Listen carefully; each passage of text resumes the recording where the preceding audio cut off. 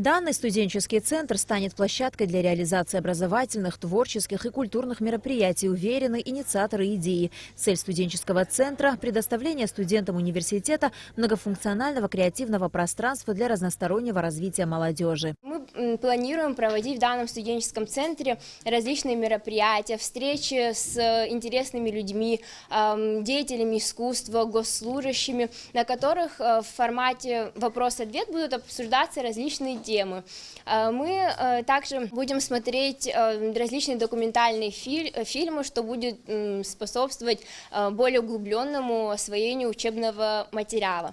В выделенном университетом помещении программа развития ООН произвела косметический ремонт, оформила дизайн интерьера и оснастила центр необходимым современным интерактивным оборудованием. Нам очень повезло на каждом этапе того процесса, когда мы пытались вдохнуть в эту комнату всю нашу душу. Нам очень повезло с нашим дизайнером. Отдельно хочется сказать, что мы не первый год работаем с университетом. Надеюсь, мы работаем плодотворно, не подводили вас. Представители ПРООН выразили готовность и впредь поддерживать инициативы АГУ, направленные на расширение преподавательских и образовательных возможностей.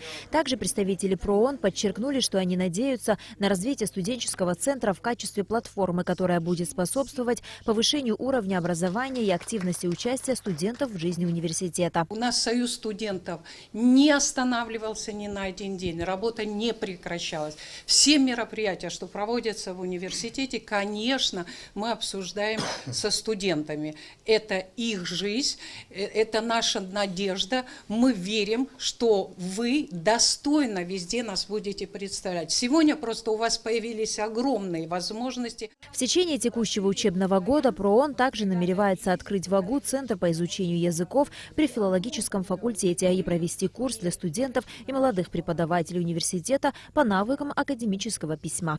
На Алакове Беслан Джинджоля, Абхазское телевидение.